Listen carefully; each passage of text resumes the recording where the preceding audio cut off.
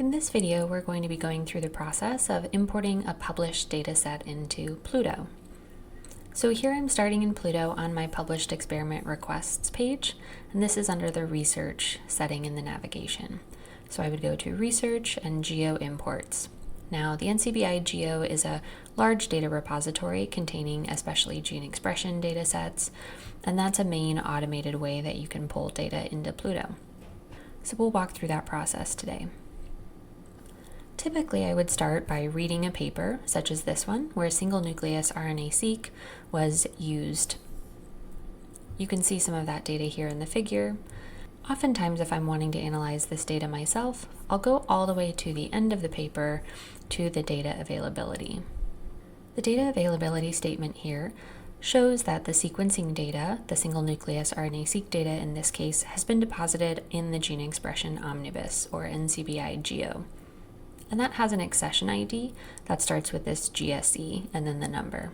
I can use this GSE accession ID to access the raw data from GEO and import that directly into Pluto.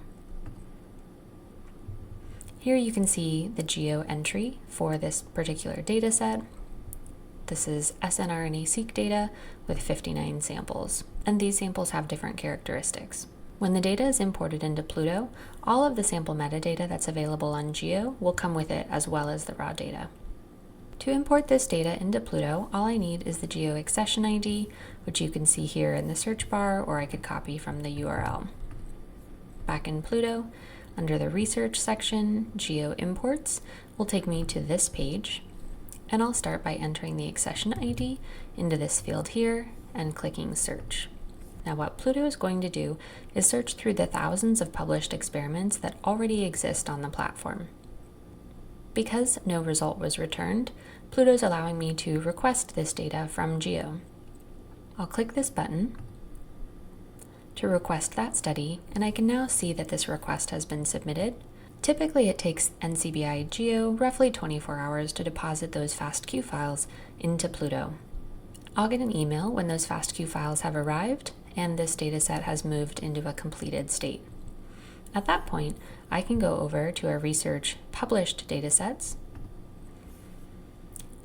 and view the dataset here in this database and easily make a copy of that dataset to do my own analysis.